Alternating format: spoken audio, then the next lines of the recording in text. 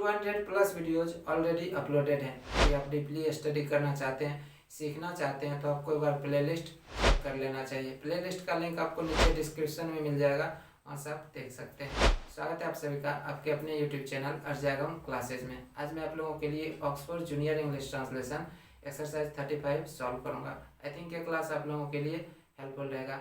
यदि आप इसी तरह के ट्रांसलेशन और ग्रामर से रिलेटेड वीडियोज रेगुलर देखना चाहते हैं तो हमारे चैनल को भी सब्सक्राइब कर लें। एंड वन मोर थिंग, जितना हो सके अपने दोस्तों के साथ इस वीडियो को ज़्यादा से ज़्यादा शेयर भी करें ताकि उन्हें भी इसका लाभ मिल सके। एक्सरसाइज को सॉल्व करते हुए मैं एक्सप्लेन भी करूँगा, इसलिए आपको पेशेंस के साथ कंप्लीट वीडियो देखना है।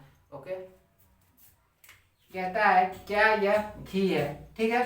तो यहाँ पर सब्जेक्ट क्या है, यह, ठीक है। और दिस के साथ क्या आएगा, इज आएगा, क्योंकि वाक्य के अंत में है लगा हुआ है। और चूंकि यह इंट्रोगेटिव सेंटेंस है, प्रश्नवाचक वाक्य है, इसलिए सेंटेंस की शुरुआत किससे करेंगे, इज से करेंगे। इज के ठीक बाद सब्जेक्ट आएगा, ठीक है। उसके बाद कंप्लीमेंट आएगा, घी। क्या यह घी है, इज दिस घी। जैसा कि आपको स्ट्रक्चर पता है कि इंट्रोगेटिव सेंटेंस में अर्थात प्रश्नवाचक वाक्य में, ठीक है, एम इज आर से सेंटेंस की शुरुआत करते हैं सब्जेक्ट के अनुसार, ठीक है। Am is are plus subject plus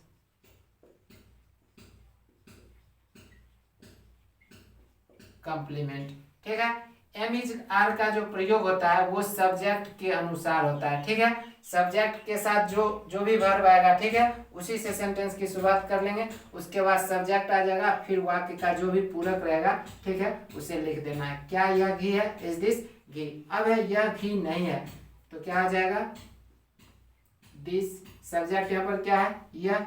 this के साथ कौन सा वर्ब आएगा, इज आएगा, ठीक है। और इज के ठीक बाद नोट आएगा, उसके बाद कंप्लीमेंट। यह घी नहीं है, this is not ghee. Structure यदि आपको जानना है तो स्ट्रक्चर हो जाएगा subject plus am is are plus not plus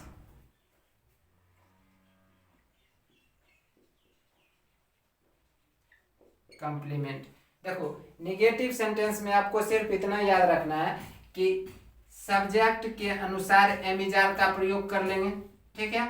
और एम इज आर के ठीक बाद आपको क्या करना है, नोट प्रयोग करना है, ठीक है। और नोट के बाद जो भी कंप्लीमेंट होगा उसे लिख देंगे। देखो, मैंने सब्जेक्ट लिख लिया, सब्जेक्ट के अनुसार इज प्रयोग हो गया, और इज के ठीक बाद मैंने नोट दिया, फिर कंप्लीमेंट में जो भी था उसे मैंने लिख दिया, ठीक है। यह घी नहीं है, दिस इज नॉट घी। अब है यह मक्खन है, दिस इज बटर। ये देखो अफर्मेटिव सेंटेंस है, सकारात्मक वाक्य है, ठीक है। यदि इसका स्ट्रक्चर आपको चाहिए तो स्ट्रक्चर क्या हो जाएगा, subject plus am is are plus complement, ठीक है। सकारात्मक वाक्य में कुछ नहीं करना होता है, पहले आपको सब्जेक्ट लिखना होता है, ठीक है। और सब्जेक्ट के अनुसार एम इज आर में से किसी एक को लिख देना है, और उसके बाद जो भी वाक्य का पूरक रहेगा, ठीक है, कंप्लीमेंट, उसे आपको लिख देना है। यह मक्खन है, दिस इज बटर, ठीक है। अब है क्या यह दूध अच्छा है, is this milk good.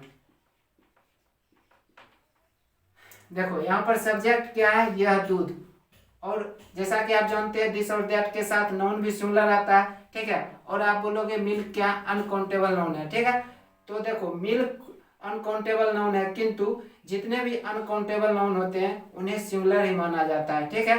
Generally similar ही माना जाता है। यहाँ पर क्या है, क्या यह दूध अच्छा है, इज दिस मिल्क गुड, ठीक है। सब्जेक्ट आपका क्या है, दिस मिल्क, जो कि सिमिलर है, इसलिए इसके साथ इज आएगा, ठीक है। इंट्रोगेटिव सेंटेंस था तो पहले इज आ गया, फिर सब्जेक्ट, फिर कंप्लीमेंट, ठीक है।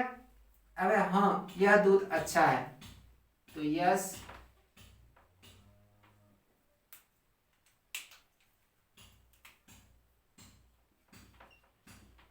This milk is good. हाँ यह दूध अच्छा है, yes this milk is good. अब है क्या वे लड़के दोषी हैं। देखो वे लड़के सब्जेक्ट प्लूरल है और वाक्य अंत में हे लगा हुआ है, सेंटेंस इंट्रोगेटिव है, तो आर से सेंटेंस की शुरुआत करेंगे। ठीक है, इस आर के बाद क्या आएगा, सब्जेक्ट आएगा, दोज बॉयज, उसके बाद कंप्लीमेंट,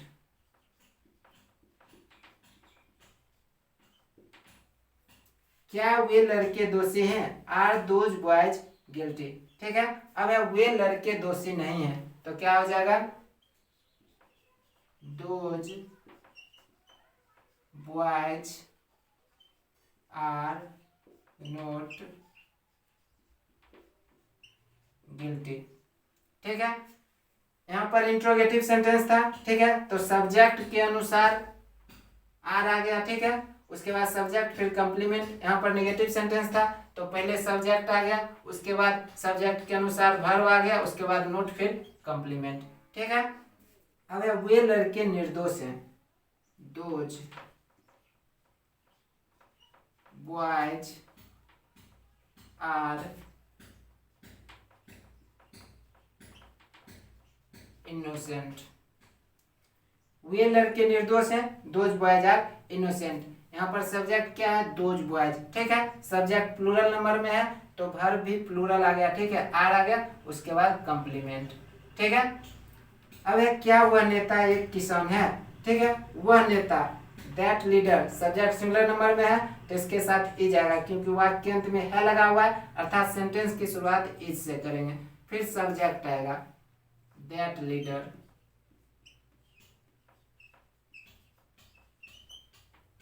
क्या वह नेता एक किसान है, is that leader a farmer.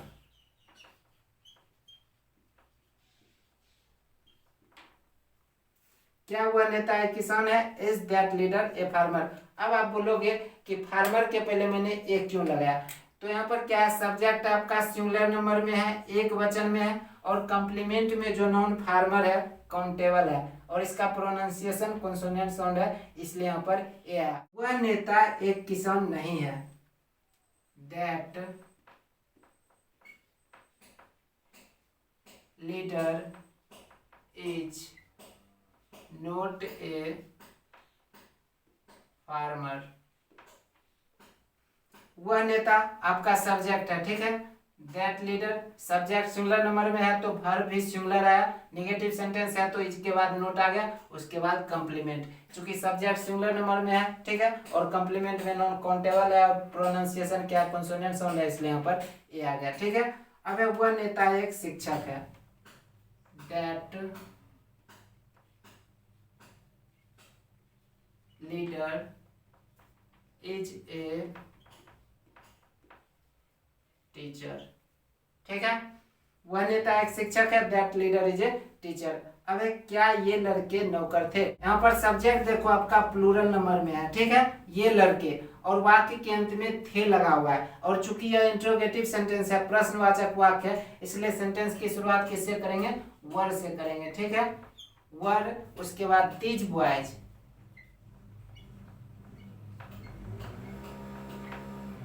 Were these boys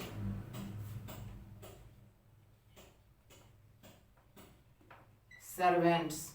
देखो चूंकि यहाँ पर सब्जेक्ट प्लूरल नंबर है, ठीक है, और कंप्लीमेंट में नाउन क्या है, काउंटेबल है, इसलिए इसे भी मैंने प्लूरल कर दिया। ठीक है, क्या ये लड़के नौकर थे, वर दीज बॉयज सर्वेंट्स। ये लड़के नौकर नहीं थे तो क्या आ जाएगा, दीज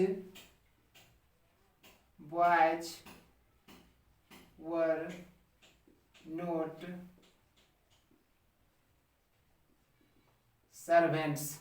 देखो नेगेटिव सेंटेंस है इसलिए वर के बाद नोट आ गया। ठीक है, सब्जेक्ट प्लूरल है इसलिए वर आया। और यदि आपको स्ट्रक्चर चाहिए तो जो स्ट्रक्चर यहाँ पर दिया हुआ है इसमें एम इज आर के स्थान पर आपको केवल वाज वर रिप्लेस कर देना है। ठीक है, जहां पर एम इज आर लिखा हुआ है वहां पर आपको वाज वर प्रयोग कर लेना है सब्जेक्ट के अनुसार। ठीक है, अब ये लड़के विद्यार्थी थे, these boys were स्टूडेंट्स। देखो सब्जेक्ट दीज बॉयज प्लूरल है, इसलिए कंप्लीमेंट में जो नाउन था उसे भी मैंने प्लूरल कर दिया। यहाँ पर भी सब्जेक्ट प्लूरल नंबर में था, इसलिए कंप्लीमेंट में जो नाउन था उसे मैं प्लूरल कर दिया क्योंकि काउंटेबल नाउन था। ठीक है। अब क्या वे घोड़े हैं, सॉरी क्या ये घोड़े हैं, आर दीज हॉर्सेज। यहाँ पर क्या है कि वाक्य के अंत में है लगा हुआ है और सब्जेक्ट प्लूरल है, तो मैंने आर से सेंटेंस की शुरुआत किया। ठीक है। और कंप्लीमेंट में जो नाउन है काउंटेबल है, इसलिए इसे मैंने प्लूरल किया क्योंकि सब्जेक्ट भी आपका प्लूरल है। ठीक है। क्या ये घोड़े हैं, आर दीज हॉर्सेज। ये घोड़े नहीं हैं, these are not horse's.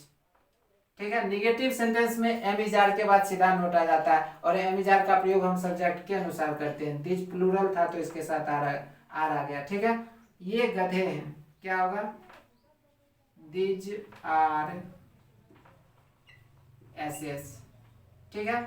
Subject plural है, इसलिए कंप्लीमेंट में जो नॉन काउंटेबल था उसे भी मैंने यस लगाकर प्लूरल कर दिया। ठीक है। अब क्या वे किसान थे, वाक्य के अंत में थे लगा हुआ है तो वाज वर्ब प्रयोग में आएगा। ठीक है। और सब्जेक्ट क्या है, प्लूरल है, इसलिए वर्ब भी प्लूरल होगा। ठीक है। तो सेंटेंस की शुरुआत किससे करेंगे, वर से करेंगे। वर दे फार्मर्स। ठीक है। अब यहाँ पर एक चीज आप जान लो कि आप बोलोगे कि यहाँ पर मैंने दे क्यों लिखा। ठीक है। आप चाहो तो दे के स्थान पर दोज भी लिख सकते हैं। ठीक है। इन दोनों में से आप कोई भी लिखेंगे सही होगा। क्या वे किसान थे, वर दे फार्मर्स, या फिर वर दोज फार्मर्स, दोनों सही होगा। ठीक है। वे किसान नहीं थे तो दोज या फिर दे वर नॉट फार्मर्स। ठीक है। नेगेटिव सेंटेंस है तो वर के बाद सीधा नोट आ गया। ठीक है। सब्जेक्ट आपका प्लूरल है, दोज या फिर दे, तो इसके साथ वर्ब भी प्लूरल आ गया और कंप्लीमेंट में नॉन काउंटेबल है, इसलिए इसे भी मैंने प्लूरल बना दिया। ठीक है। वे मजदूर थे तो दोज या फिर दे वर लेबर्स। ठीक है। वे मजदूर थे, दोज या फिर दे वर लेबर्स। सब्जेक्ट आपका प्लूरल है, इसलिए कंप्लीमेंट में जो नाउन था लेबर उसे भी मैंने एस लगाकर प्लूरल बना दिया। ठीक है।